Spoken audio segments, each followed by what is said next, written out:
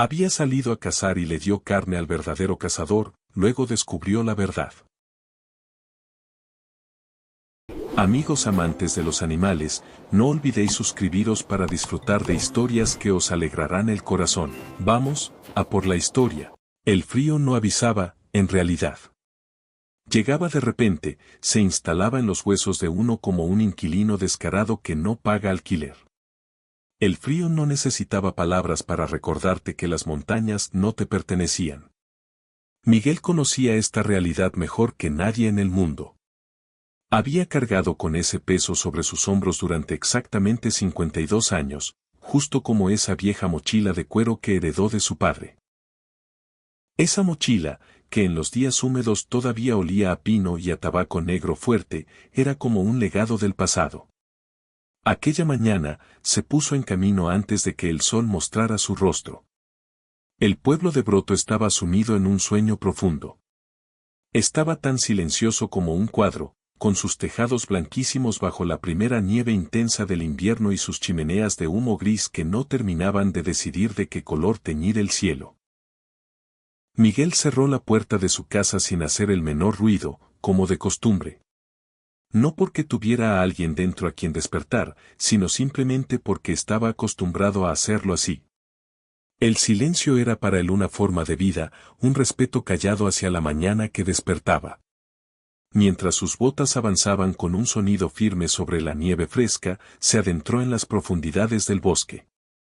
Su rifle descansaba bien asentado en el hombro y su mochila estaba ajustada como siempre.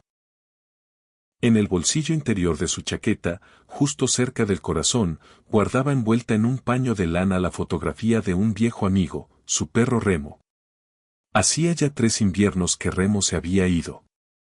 Aquel labrador negro, viejo y leal, que una mañana no pudo levantar su cuerpo cansado del suelo, ya no estaba. Desde aquel día, Miguel siempre estaba solo en las montañas. Aunque no se lo confesara a nadie, no era el rifle a la espalda, sino esa soledad implacable lo que le doblaba la columna. El bosque lo recibió de la misma manera de siempre, con una belleza fascinante y, al mismo tiempo, con una indiferencia que estremecía el alma. Las ramas de los pinos, inclinadas por el peso de la nieve, formaban arcos blancos sobre el sendero. Aquí y allá, las huellas frescas de corzos, zorros y de pequeñas criaturas que aún no lograba identificar se escondían en la nieve. Se detuvo, se inclinó ligeramente y observó esas huellas. Era como si leyera una página misteriosa escrita sobre la nieve durante la noche. Notar estos sutiles detalles le daba una extraña paz. Si Remo hubiera estado allí, olfatearía exactamente ese lugar y agitaría la cola locamente con esa emoción inmensa que sentía por las cosas más diminutas. Miguel se incorporó lentamente y continuó su camino con pasos silenciosos. Llevaba casi 2 horas caminando por el corazón del bosque, entre la nieve, hasta que llegó a ese amplio claro que los ancianos del pueblo llamaban con reverencia La Palma. Era un área circular rodeada por hayas centenarias que formaban un escudo protector gigante, donde la nieve caía desde el cielo sin obstáculos, extendiéndose como una sábana limpia y virgen, capa sobre capa. Miguel siempre se detenía aquí para tomar un respiro. No lo hacía solo porque estuviera cansado, sino por esa extraña magia de este lugar que se le calaba en el alma. Había una serenidad tan profunda allí, era como si el mundo entero se hubiera detenido en ese punto exacto, decidiendo respirar de forma más lenta y tranquila. Se dejó caer en aquel tronco caído que recordaba a un banco natural. Con sus manos temblorosas sacó el termo de café, abrió la tapa y, mirando al cielo, tomó un sorbo largo que le calentó el pecho. El cielo finalmente había elegido su color, un azul oscuro y nítido, con bordes que tiraban al violeta. Nubes blanquísimas se acercaban deslizándose lentamente desde el norte. Ese era el heraldo del verdadero frío.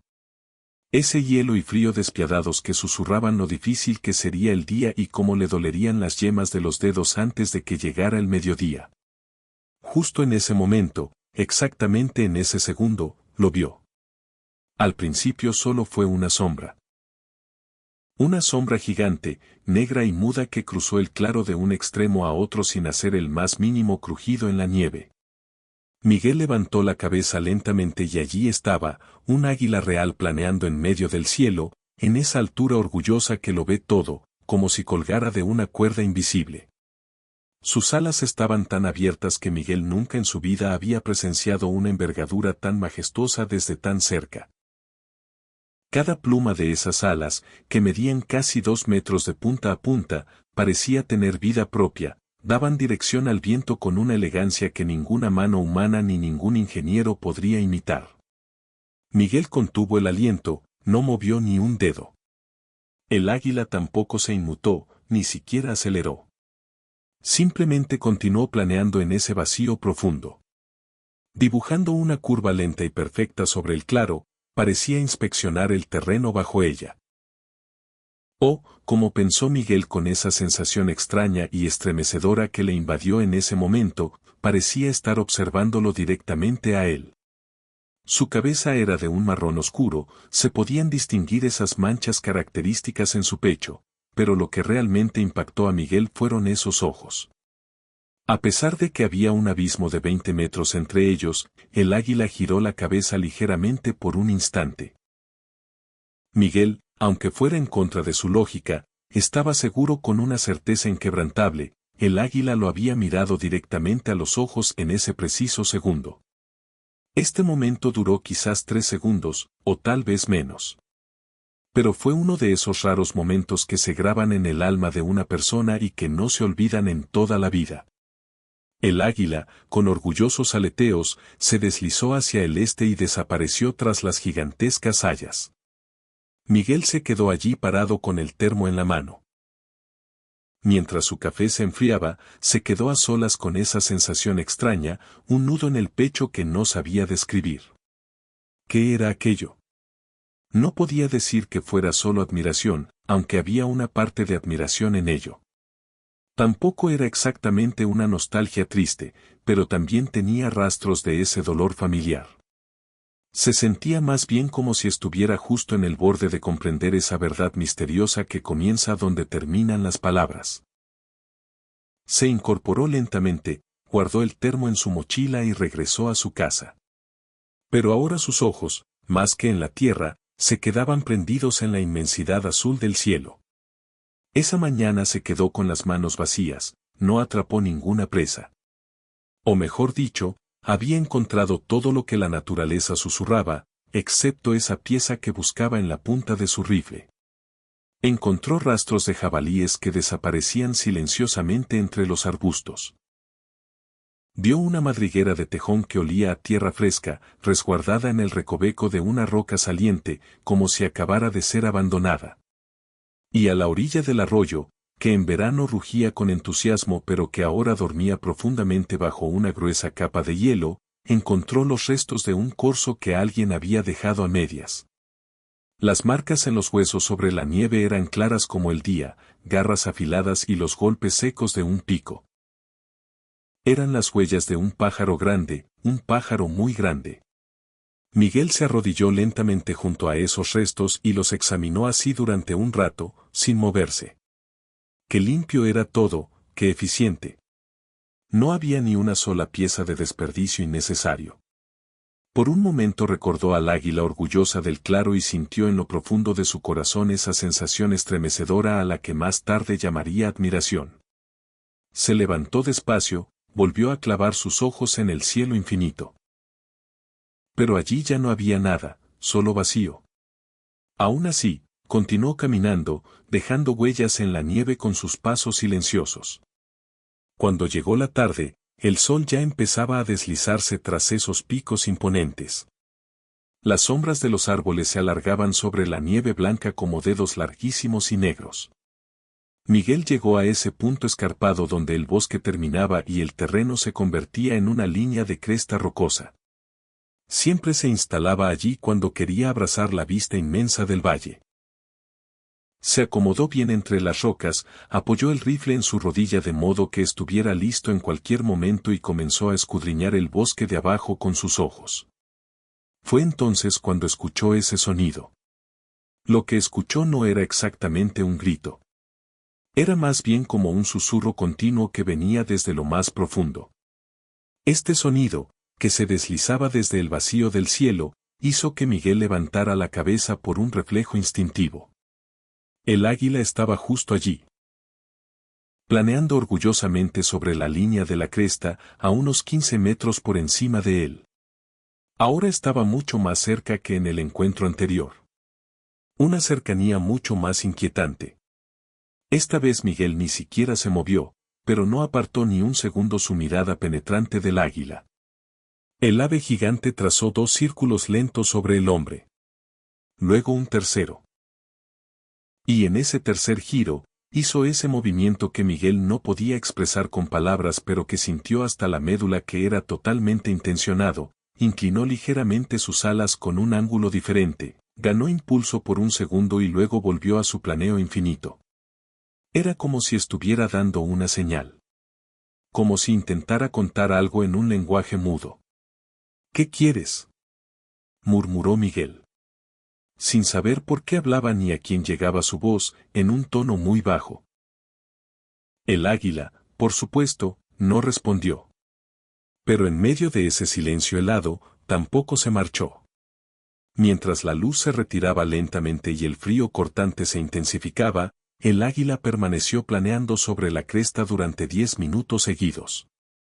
Aquella tarde, Miguel no apretó el gatillo ni una sola vez. No porque no encontrara presas a las que disparar, sino porque sus ojos se habían sumergido en otro mundo. Sus manos estaban rígidas e inmóviles. Su mente, sin embargo, quizás por primera vez en años, estaba justo donde se encontraba, dentro de ese momento.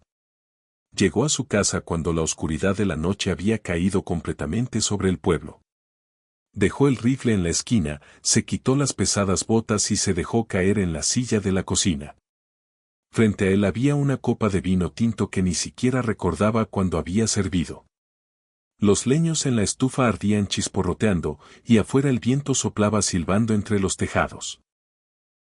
Solo pensó en aquella águila. Trajo a su mente esos círculos perfectos que trazaba sobre su cabeza.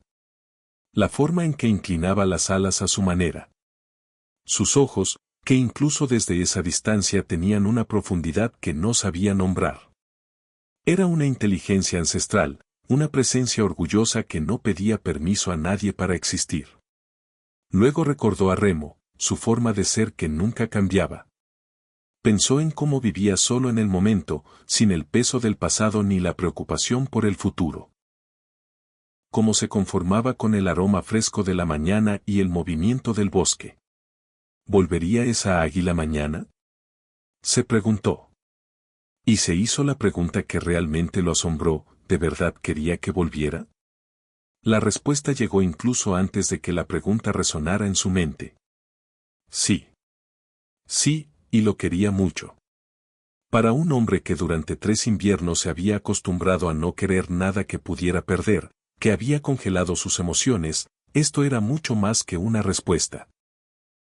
Era como el comienzo de algo. Él mismo aún no sabía qué era.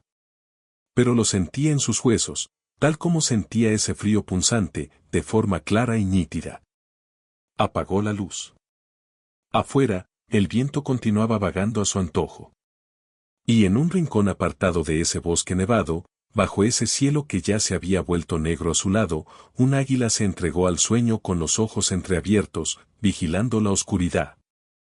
Al día siguiente, salió de casa incluso antes de que amaneciera. Esta vez no tenía ninguna expectativa en su interior, o al menos esa era la mentira que le decía a su propio corazón. Costumbre, supongo, se llevó el rifle, se puso la mochila porque la necesitaba y no olvidó llevarse el termo lleno de café. Pero esta vez, en ese bolsillo secreto de su chaqueta, justo al lado de la foto de Remo, colocó algo más, un trozo de carne cruda que guardaba en la nevera, sobrante de la última pieza que había cazado hacía 2 semanas. En realidad, no había planeado exactamente qué hacer. Esto era más bien un gesto, una mano silenciosa extendida hacia un sentimiento que acababa de brotar en su corazón y que aún no tenía nombre. El bosque se veía completamente diferente esa mañana. O quizás era solo Miguel quien había cambiado. Las mismas hayas majestuosas, los mismos pinos silenciosos, las mismas huellas familiares que se extendían en la nieve. Pero todo era mucho más nítido, mucho más real. Era como si el ser humano hubiera estado mirando al mundo a través de un cristal sucio durante años y alguien hubiera venido por la noche a limpiarlo hasta dejarlo reluciente. Finalmente llegó al claro de la palma y se sentó en aquel tronco caído. Empezó a esperar. No esperó con paciencia como quien espera un autobús en una parada ordinaria, sino como quien espera a alguien a quien ama mucho. Prestando atención a cada crujido. Si alguien le hubiera dicho estás persiguiendo la esperanza, tal vez Miguel lo habría negado de inmediato, pero ese sentimiento que latía en su corazón se parecía exactamente a la esperanza. Así pasó media hora. El café de su termo empezó a enfriarse poco a poco. Y entonces, sin previo aviso, esa sombra muda volvió a planear sobre el claro. El águila venía esta vez desde el norte y estaba mucho más baja que ayer. Estaba tan cerca que Miguel podía ver por primera vez con tanta claridad ese color en sus ojos, ámbar. Como si le hubieran vertido oro fundido en su interior. Tenía tal profundidad que no se podía medir en centímetros, sino únicamente con otra emoción imposible de cuantificar. Planeó lentamente sobre el claro. Dibujó un círculo, luego otro. Y entonces ocurrió ese momento que le hizo un nudo en la garganta a Miguel.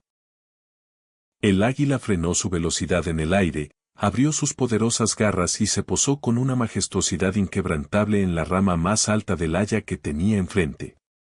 Solo había 12 metros entre ellos.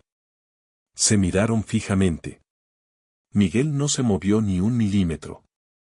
Esos largos años en las montañas le habían enseñado una sola cosa: los animales salvajes no leían las intenciones, sino los movimientos. Y en ese momento, la única preocupación de Miguel era no asustar a ese espíritu glorioso que tenía enfrente. El águila inclinó la cabeza primero a la izquierda y luego a la derecha. Era un movimiento casi infantil y cómico en un animal tan imponente, pero Miguel entendió inmediatamente lo que significaba: evaluación. El animal estaba pesando al hombre frente a él, escudriñando su alma. Sin apartar los ojos del águila ni un segundo, Miguel metió la mano muy lentamente en su bolsillo interior y sacó el trozo de carne. Se inclinó y lo dejó sobre la nieve blanca, a unos pocos pasos de sus pies. Luego volvió a su antigua posición de inmovilidad. El águila miró primero la carne que estaba en la nieve y luego directamente a los ojos de Miguel. Después volvió a dirigir su mirada afilada hacia la carne. Durante esos 2 minutos que parecieron eternos, no se movió ni una hoja ni se escuchó un solo sonido. Y entonces, el águila abrió esas alas gigantescas con un solo movimiento, se deslizó en un vuelo corto, decidido y cercano al suelo. Atrapó la carne de la nieve con sus garras, se elevó con un movimiento ágil y desapareció entre la densa trama de los árboles. Miguel dejó salir lentamente ese aire cálido atrapado en sus pulmones. Solo entonces se dio cuenta de que se había olvidado de respirar durante casi un minuto. Y se dio cuenta de algo más: tenía una sonrisa en el rostro. Una de esas sonrisas puras y un poco torpes que se instalan en la cara de uno en los momentos en que nadie lo ve. Por primera vez en mucho tiempo, pensó para sí mismo. Por primera vez en mucho tiempo, su corazón se sentía así de ligero. Hay cosas que no se explican con lógica. Cosas que simplemente ocurren, y uno tiene que decidir si las acepta o las descarta. Miguel había descartado muchas a lo largo de su vida. La fe, por ejemplo, después de que su madre muriera un martes de febrero sin ninguna razón que tuviera sentido. La suerte, después de que el mejor año de su vida terminara con la pérdida de todo lo que quería en el espacio de 6 meses. La idea de que el bosque era solo un lugar, después de 30 años pasando más horas entre los árboles que entre las personas. Pero esto no lo podía descartar. Volvió al claro de la palma al día siguiente. Y el día siguiente. Y el siguiente. Cada mañana, antes de que el pueblo terminara de despertar, con el trozo de carne en el bolsillo y el café en el termo y algo que ya no intentaba disfrazar de otra cosa, ganas. Ganas de llegar. Ganas de ver si estaba ahí. Y el águila estaba ahí. No siempre desde el primer momento. A veces Miguel esperaba 20 minutos, bebiendo el café en silencio, escuchando el bosque, y entonces llegaba la sombra desde algún punto del cielo que él todavía no sabía leer bien. Otras veces el águila ya estaba posada en la rama del haya cuando él llegaba, como si hubiera calculado el tiempo de su caminata con una precisión que ningún reloj habría superado. Y en esas mañanas, cuando se encontraban los ojos de los dos antes incluso de que Miguel se sentara, había algo en el pecho de él que solo podía describirse como alegría. Una alegría silenciosa, sin palabras, del tipo que no necesita ser compartida para ser real. La distancia fue disminuyendo. Primero fue cosa de metros. El águila tomaba la carne y se alejaba hacia los árboles. Luego empezó a quedarse más tiempo en la rama después de comer. Luego empezó a descender más bajo antes de volar. Y una mañana de la segunda semana, cuando Miguel dejó la carne en la nieve y se quedó quieto como siempre, el águila descendió, tomó la pieza, y en lugar de alzar el vuelo se quedó posada en el suelo a 2 metros de sus pies, comiendo con esa calma soberana que tienen los animales que no deben rendir cuentas a nadie. Miguel no respiró durante casi todo ese tiempo. Cuando el águila terminó y alzó el vuelo, Miguel miró sus propias manos y vio que le temblaban ligeramente. No de frío. Fue en la tercera semana cuando le puso nombre. No fue una decisión deliberada. Fue una de esas cosas que salen solas, en el momento exacto en que tienen que salir. Era una mañana con más nubes que las anteriores, el cielo de ese color plomizo que en los Pirineos anuncia nevada seria para la tarde. Miguel estaba sentado en el tronco, esperando, y el bosque estaba más silencioso de lo habitual, como si también estuviera aguardando algo. El águila llegó desde el oeste ese día. Venía más baja que nunca, casi rozando las copas de los árboles, y cuando cruzó el claro y se posó en la rama del haya, Miguel notó algo diferente en su postura. Las plumas del pecho estaban ligeramente erizadas.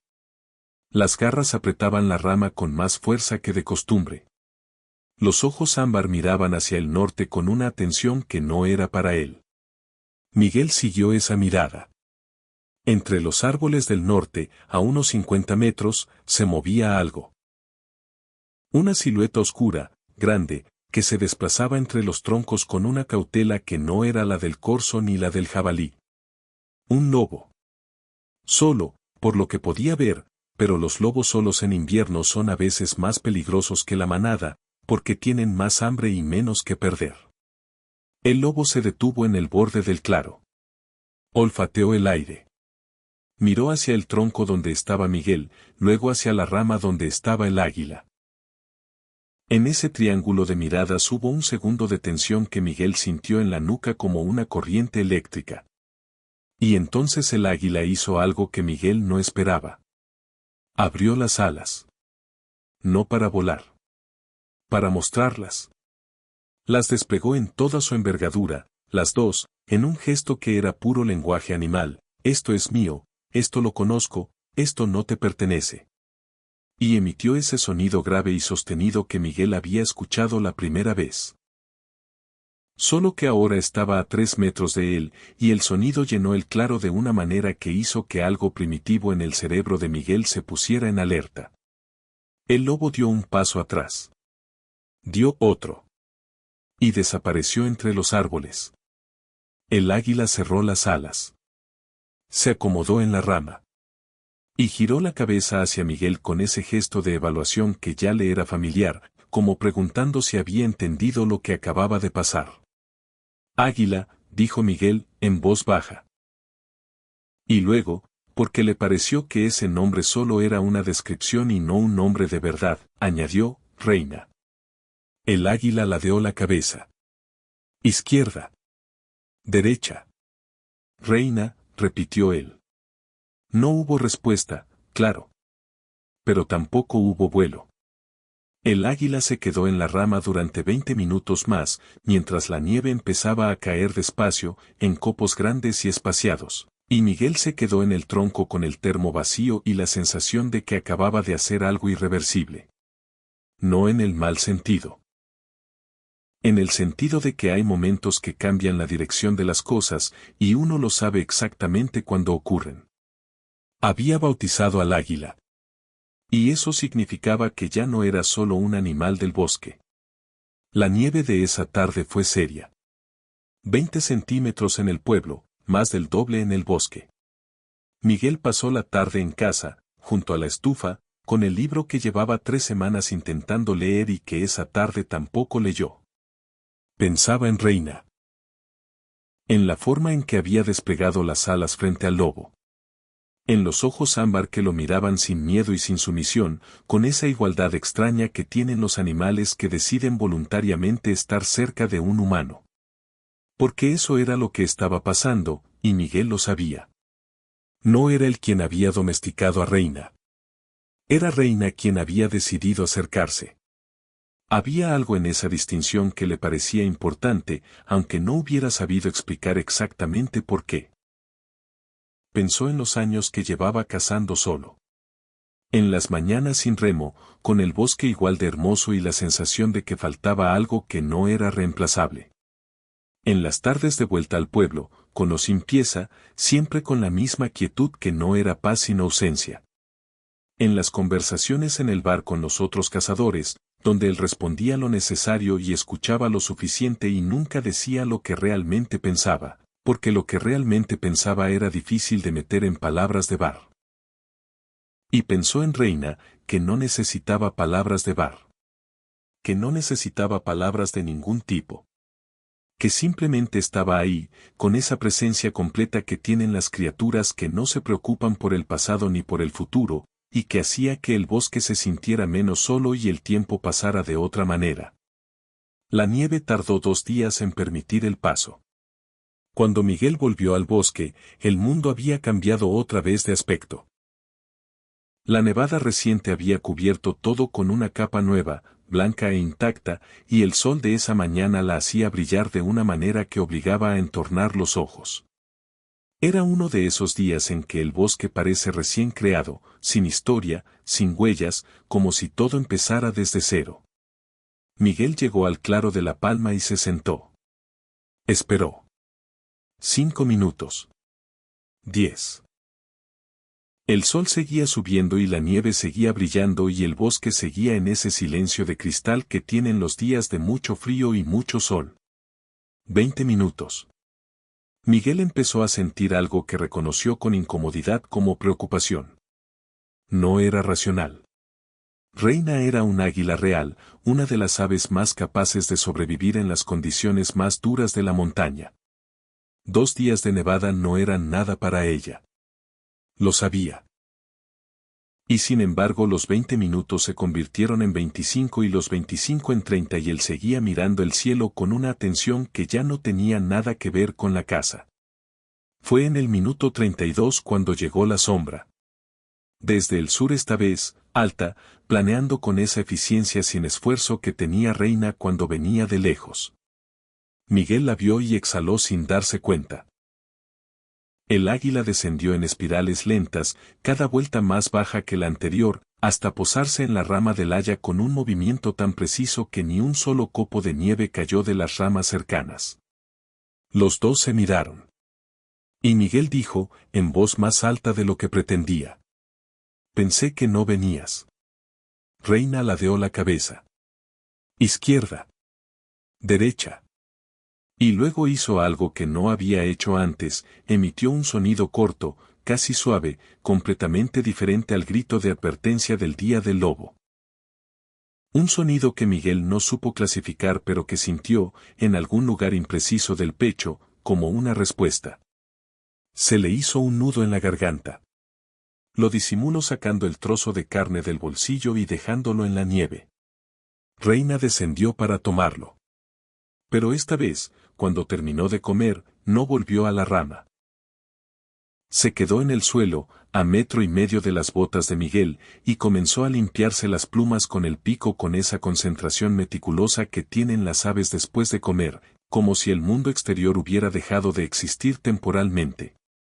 Miguel no se movió. Pero tampoco apartó los ojos. Había algo hipnótico en ese gesto.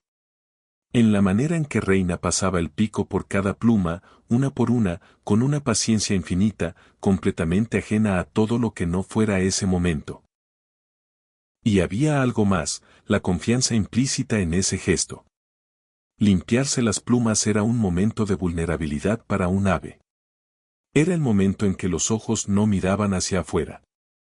Era el momento en que un animal salvaje le decía a otro, sin palabras, que no tenía miedo de él. Miguel pensó, esto es lo más parecido a un abrazo que voy a recibir este invierno.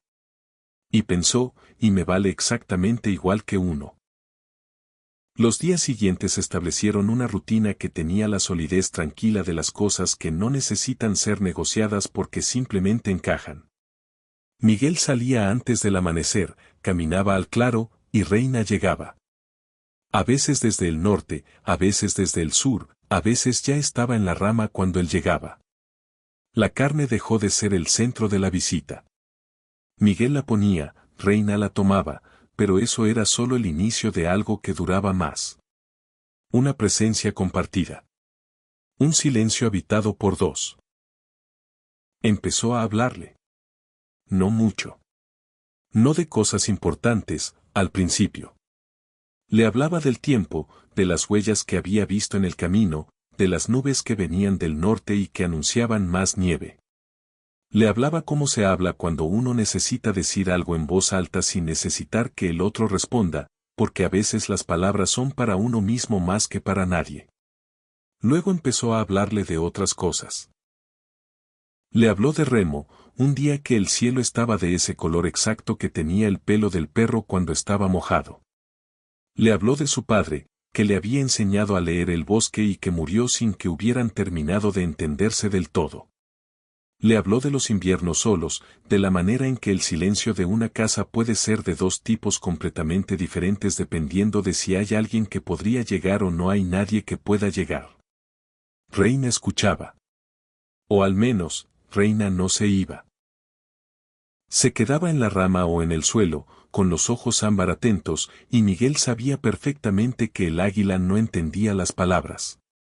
Pero había algo en el acto de hablar frente a ella, frente a esa presencia sin juicio y sin agenda, que hacía que las cosas difíciles fueran más fáciles de tocar. Un día, sin planificarlo, extendió la mano. Muy despacio. Con la palma hacia arriba. Sin carne, sin nada. Solo la mano extendida en el espacio que había entre él y Reina, que estaba en el suelo a 1 metro escaso. Reina miró la mano. Luego miró a Miguel. Luego volvió a mirar la mano. Y durante un minuto que pareció más largo que muchos años, no pasó nada. Entonces Reina dio un paso hacia adelante. Solo uno. Pero fue hacia adelante. Miguel no respiró. El águila miró la mano de cerca, con esos ojos que de cerca eran todavía más extraordinarios, con ese ámbar que tenía vetas doradas cuando le daba la luz. Olfateó el aire. Y luego, en un gesto que Miguel no olvidaría mientras viviera, rozó la punta de los dedos con el pico, suavemente, casi con delicadeza, antes de dar un paso atrás y alzar el vuelo hacia la rama. Miguel bajó la mano despacio. Tenía los ojos húmedos. No hizo nada por disimularlo. No había nadie mirando. Solo el bosque, y la nieve, y Reina en su rama, acomodando las plumas con esa calma soberana que ya le era completamente familiar. Gracias, dijo, en voz baja. No era para el gesto. Era para algo más grande que el gesto. Para esas semanas. Para esa manera de llenar el silencio sin romperlo. Para la prueba, que Miguel había necesitado más de lo que admitía, de que seguía siendo capaz de importarle algo. El bosque siguió en silencio. Y ese silencio era, por primera vez en mucho tiempo, suficiente. Hay inviernos que no terminan cuando termina el frío. Se quedan instalados en algún rincón interior, en esa parte de uno que no tiene nombre preciso pero que todo el mundo reconoce cuando alguien lo menciona. Miguel había pasado 3 de esos inviernos seguidos. 3 años en que el calendario decía primavera y el cuerpo decía otra cosa. 3 años en que el bosque florecía y él lo miraba con una especie de distancia amable, como se mira algo hermoso que ya no te pertenece del todo. Pero ese año era diferente. Ese año había un águila. Y la diferencia que eso marcaba era la clase de diferencia que uno no sabe medir hasta que la mira desde atrás, cuando ya ha pasado, y entiende que sin ese detalle aparentemente pequeño las cosas habrían seguido siendo de otra manera. Reina no había cambiado el bosque. Había cambiado la manera en que Miguel entraba en él. Y eso, aunque parezca lo mismo, no lo es para nada. Salía cada mañana con un propósito diferente al de antes. Antes salía a cazar. Ahora salía a estar. La caza seguía ocurriendo, las piezas seguían apareciendo de vez en cuando, el rifle seguía al hombro por costumbre y por respeto a lo que le había enseñado su padre. Pero el centro de gravedad de las mañanas había cambiado de sitio. El centro era el claro de la palma, el tronco caído, la rama del haya, los ojos ámbar que llegaban desde algún punto del cielo que él todavía no terminaba de descifrar. Enero avanzó con esa lentitud particular que tienen los meses de mucho frío y pocos días de luz. Las nevadas se alternaban con periodos de cielo limpio y heladas nocturnas que convertían la nieve en una costra dura y brillante que crujía bajo las botas de una manera que a Miguel siempre le había gustado. El pueblo seguía su ritmo de invierno, poca actividad, mucho interior, las conversaciones del bar girando alrededor del tiempo y de las noticias que llegaban de la ciudad y que allí arriba sonaban siempre un poco abstractas, un poco lejanas, como si pertenecieran a un mundo paralelo que tenía los mismos nombres pero distintas urgencias. Miguel escuchaba y respondía lo necesario. Pero pensaba en Reina. Fue un martes de finales de enero cuando las cosas cambiaron. Había salido más tarde de lo habitual esa mañana. Había dormido mal, con uno de esos sueños que no se recuerdan pero que dejan un residuo de inquietud que dura hasta el mediodía. Se preparó el café más despacio que de costumbre, revisó el equipo sin prisa, y cuando salió el pueblo ya llevaba un rato despierto y las primeras luces del día habían sustituido a la oscuridad con esa gradación de grises y malvas que en invierno dura poco antes de convertirse en la luz blanca y fría, del día completo. El camino al bosque estaba diferente. No de una manera que pudiera señalar con el dedo. Era más una sensación. El bosque tiene sus propios estados de ánimo, y 30 años de frecuentarlo le habían dado a Miguel una especie de lectura intuitiva de esos estados. Ese día el bosque estaba tenso. Quieto de una manera diferente a la quietud habitual. Como cuando en una sala llena de gente de repente todo el mundo para de hablar al mismo tiempo y el silencio que queda tiene una textura diferente al silencio normal. Aceleró el paso sin saber exactamente por qué. Llegó al claro de la palma y Reina no estaba. Eso en sí no era inusual. A veces tardaba. A veces Miguel esperaba 30 minutos antes de ver llegar la sombra desde el horizonte. Pero esa mañana la ausencia tenía un peso diferente. Se sentó en el tronco y esperó, con los ojos en el cielo, con ese estado de alerta que el cuerpo establece solo, sin que uno lo decida, cuando algo no encaja. 10 minutos. 20. 30. El cielo seguía vacío. Miguel se levantó. Dio una vuelta por el perímetro del claro, mirando el suelo, leyendo la nieve. Había huellas de corzo, de pájaro pequeño, de algo que podría ser un zorro. Y entonces, en el borde norte del claro, donde los árboles empezaban a apretarse y el terreno bajaba hacia un barranco poco profundo, vio algo que hizo que se le detuviera el paso. Plumas. Varias. Marrones, con esas manchas características. Plumas de águila real, esparcidas sobre la nieve en un radio de 2 metros, con esa disposición que no es la de una muda natural sino la de una pelea o una caída. Miguel se arrodilló. Estudió las plumas. Estudió la nieve alrededor. Había marcas de impacto, como si algo pesado hubiera caído desde arriba.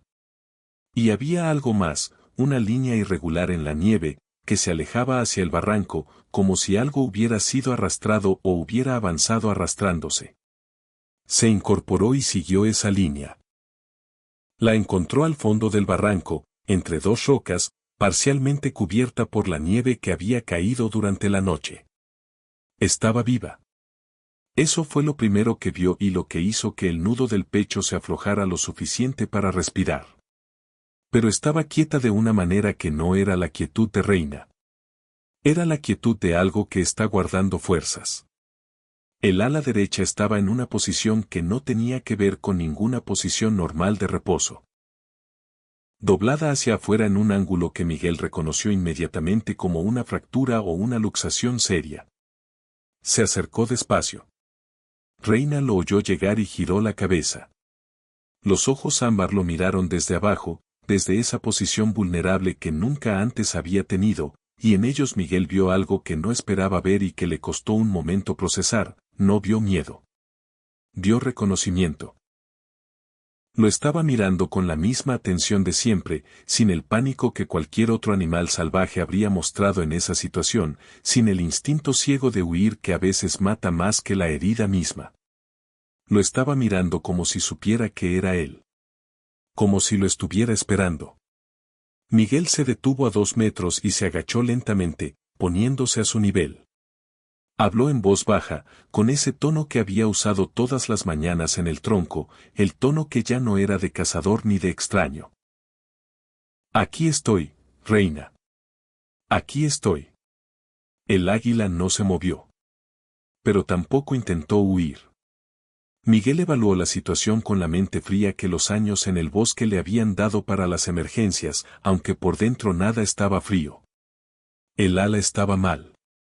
No podía saber exactamente qué tan mal sin examinarla más de cerca, y examinarla más de cerca significaba tocarla, y tocar a un águila real herida era una operación que podía terminar muy mal para ambos si no se hacía con cuidado. Las garras de un águila real pueden ejercer una presión de varios cientos de kilos por centímetro cuadrado. Miguel lo sabía. Lo había leído una vez y se le había quedado grabado con esa claridad que tienen los datos que impresionan. Pero Reina lo estaba mirando sin miedo. Y eso cambiaba el cálculo. Sacó de la mochila el trozo de carne, como cada mañana, y lo puso en la nieve frente a ella. Reina bajó los ojos hacia la carne, luego volvió a mirarlo. Y en un movimiento lento y claramente doloroso, estiró el cuello y tomó la carne. Miguel observó cómo comía, despacio, con menos energía que de costumbre, y sintió algo en el pecho que era una mezcla de alivio y de angustia que no sabía muy bien cómo sostener al mismo tiempo. Cuando terminó, Reina volvió a mirarlo. Y Miguel tomó la decisión. No fue fácil. No fue rápido. Fue una de las cosas más delicadas que había hecho en su vida, y eso incluía momentos que no tenían nada que ver con animales. Se quitó la chaqueta exterior y la usó para envolver a Reina con los movimientos más lentos y más deliberados de que fue capaz, hablándole en voz baja todo el tiempo, sin parar, diciéndole que no se asustara, que ya estaban, que iba a estar bien, cosas que no eran para ella sino para los dos. Reina protestó. Por supuesto que protestó. Emitió ese sonido grave de advertencia y en un momento intentó resistirse con el ala sana, que golpeó el brazo de Miguel con una fuerza que le dejó un moratón durante 2 semanas. Pero no usó las garras. En ningún momento usó las garras de una manera que pareciera un ataque real. Como si algo en ella, ese algo que llevaban semanas construyendo entre los dos en el claro de la palma, le dijera que esto no era una amenaza. Que esto era lo contrario. Miguel la envolvió en la chaqueta con el cuidado con que se envuelve algo irreemplazable. La sujetó contra el pecho, sintiendo el calor del cuerpo del animal, el latido rápido del corazón que le llegaba a través de la tela, el peso que era más ligero de lo que habría esperado y al mismo tiempo más pesado que cualquier cosa que hubiera cargado antes. Y empezó a caminar hacia el pueblo. El camino de vuelta duró el doble de lo habitual. Miguel caminaba despacio para no sacudir el ala, eligiendo el terreno con cada paso, evitando los tramos donde la costra de nieve podía ceder. Hablaba sin parar. Le contaba a Reina el camino, los árboles que pasaban, la dirección del viento, el nombre de los picos que asomaban sobre las copas cuando el bosque se abría un momento. Le contaba cosas que no tenían ninguna utilidad práctica y que eran exactamente lo que necesitaba decir. En algún punto del camino, Reina dejó de moverse. No con la quietud de antes. Con una quietud diferente, más profunda, que hizo que Miguel apretara el paso instintivamente y que el frío del miedo fuera, por un momento, más intenso que el frío del aire. No, Reina. Todavía no. Conmigo. Lo dijo con una firmeza que no sabía que tenía. Y el águila, contra toda lógica veterinaria y contra toda probabilidad razonable, pareció escucharlo. Un movimiento pequeño bajo la chaqueta. El latido seguía ahí, rápido y persistente como un argumento. Miguel siguió caminando. En el pueblo, la llegada de Miguel con un águila real envuelta en la chaqueta generó la clase de conmoción silenciosa que generan las cosas que nadie esperaba pero que todo el mundo entiende instintivamente que son importantes. La veterinaria del pueblo, Elena, una mujer de 40 años con manos precisas y una paciencia que Miguel había admirado desde siempre, lo recibió sin hacer demasiadas preguntas y empezó a trabajar de inmediato. Miguel esperó fuera de la consulta. Se sentó en el banco de madera del pasillo, con la chaqueta manchada de nieve y de algo que prefirió no identificar, y esperó con las manos entre las rodillas y la mirada fija en la puerta cerrada. El tiempo pasó de una manera extraña, de esa manera en que pasa cuando uno espera noticias y el reloj parece funcionar con otras reglas. Elena salió después de 40 minutos. Luxación del húmero. Severa, pero no fractura. Con inmovilización y tiempo, debería recuperar el vuelo. Miguel asintió. ¿Cuánto tiempo? Semanas. Quizás 2 meses. Depende de cómo evolucione. Volvió a asentir. Elena lo miraba con una expresión que mezclaba la curiosidad profesional con algo más personal. Miguel. Es un águila real. Un animal salvaje. ¿Sabes lo que significa tenerla en casa durante 2 meses? Sí. ¿Y lo vas a hacer de todas formas? Él la miró. ¿Tú no lo harías? Elena guardó silencio un momento.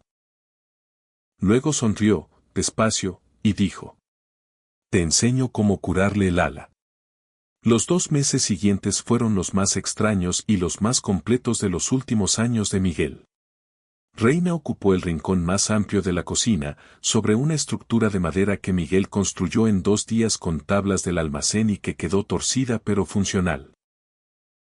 Comía 3 veces al día, con un apetito que fue recuperándose progresivamente hasta convertirse en algo que Miguel describía como exigente, con una mezcla de queja y de orgullo que no intentaba disimular. La convivencia no era fácil. Reina era un animal salvaje en un espacio pequeño, y eso tenía sus consecuencias prácticas que Miguel aprendió a gestionar con una combinación de paciencia y de sentido del humor que él mismo no sabía que todavía tenía. Había mañanas en que el desorden que encontraba al levantarse habría desanimado a cualquiera. Pero había también momentos diferentes. Momentos en que la cocina era solo un lugar tranquilo donde 2 seres muy distintos compartían el espacio sin necesitar nada del otro excepto la presencia. Esos momentos valían todo lo demás. Elena venía cada 3 días a revisar el ala. En la 4ª visita, mientras examinaba la evolución de la luxación con esa concentración meticulosa que Miguel admiraba, dijo sin levantar los ojos. Nunca había visto un águila real tan tranquila con un humano.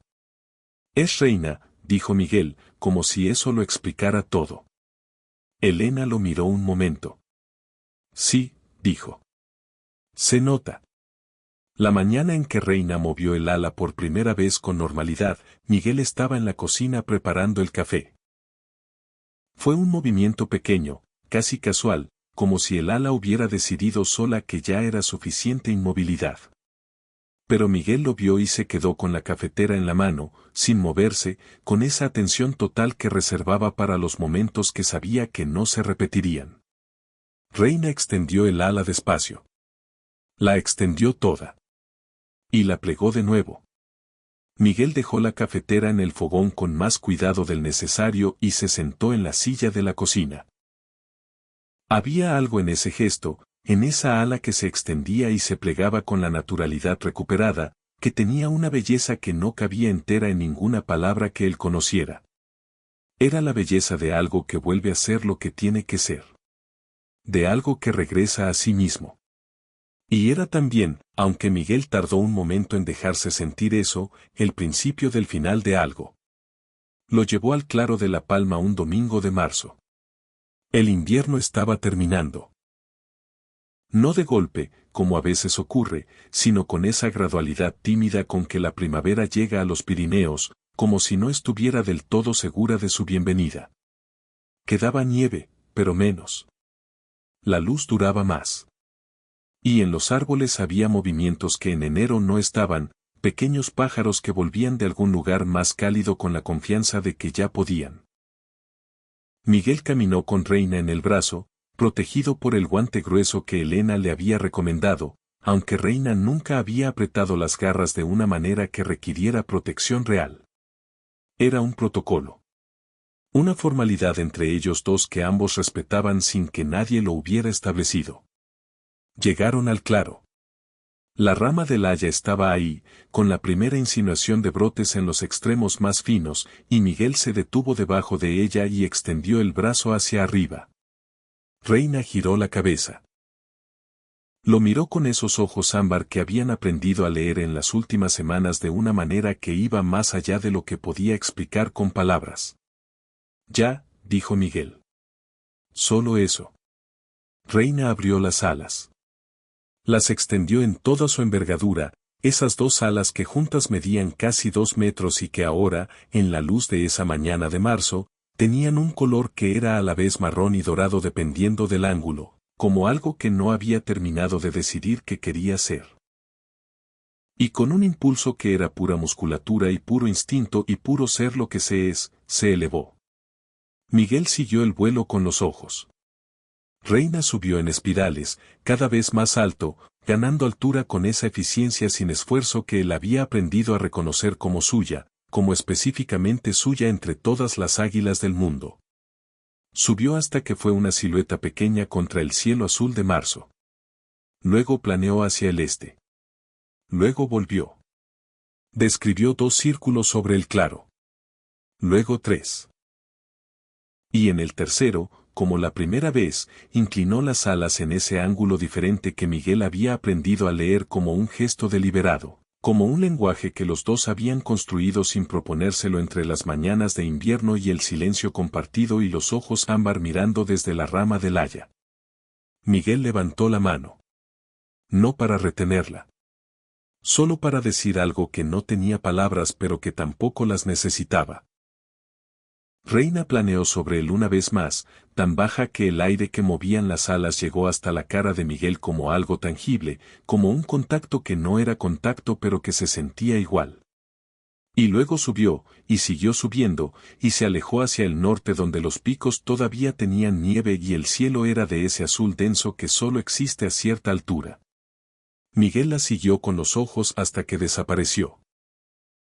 Luego se quedó en el claro, de pie, con el brazo todavía levantado aunque ya no había nada que sostener. Tardó un rato en moverse. El bosque estaba en silencio a su alrededor, ese silencio de marzo que ya no era el silencio de enero, que tenía dentro de sí los primeros sonidos de algo que volvía. Un pájaro en algún árbol lejano. El goteo del deshielo en algún lugar del barranco. El viento que ya no cortaba sino que simplemente movía las cosas con una gentileza que el invierno no tenía. Se sentó en el tronco. El mismo tronco de siempre. Sacó el termo, aunque el café estaba frío desde hacía rato, y bebió un sorbo largo mirando la rama del haya que estaba vacía. Pensó en los meses que habían pasado desde aquella primera mañana en que vio la sombra cruzar el claro. Pensó en los círculos lentos sobre su cabeza, en el trozo de carne en la nieve, en la primera vez que Reina posó el pico en la punta de sus dedos. Pensó en el barranco y en el camino de vuelta al pueblo con el ala rota contra el pecho y el latido rápido llegando a través de la chaqueta. Pensó en las mañanas de la cocina, en el ala que se extendía y se plegaba, en Elena que decía se nota con esa sonrisa que tenía algo más que la sonrisa de una veterinaria. Pensó en Remo. Y pensó que Remo habría entendido todo esto perfectamente. Que si hubiera podido verlo desde algún lugar, habría movido la cola con ese entusiasmo exagerado que tenía para las cosas pequeñas. Porque esto era una cosa pequeña, en el fondo. Un hombre en un claro de un bosque nevado. Un águila que decidió acercarse.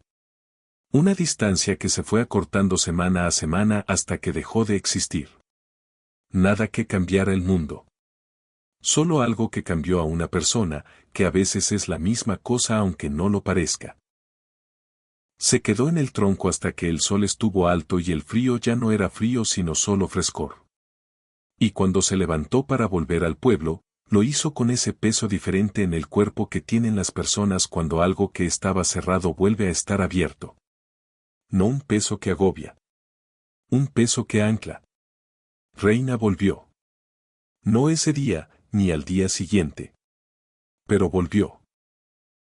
3 días después, cuando Miguel llegó al claro de la palma con el café y el trozo de carne por costumbre más que por expectativa, la sombra cruzó el cielo desde el norte y el águila descendió en espirales y se posó en la rama del haya con la misma precisión de siempre, sin un solo copo de nieve cayendo de las ramas cercanas.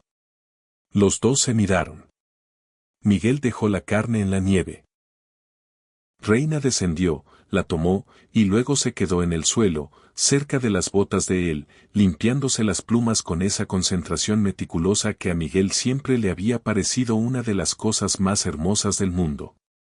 Una criatura que sabe exactamente lo que es y no necesita ser otra cosa. Bienvenida, dijo él. Reina ladeó la cabeza. Izquierda. Derecha. Y en algún lugar entre el hombre que miraba y el águila que era mirada y el bosque que los contenía a los dos sin pedirles nada, algo que había estado roto durante mucho tiempo terminó de soldarse.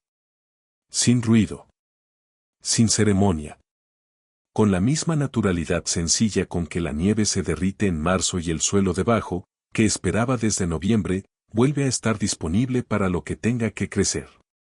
Miguel bebió su café. El bosque siguió siendo el bosque. Y el cielo, sobre los dos, era de ese azul que no necesita explicación.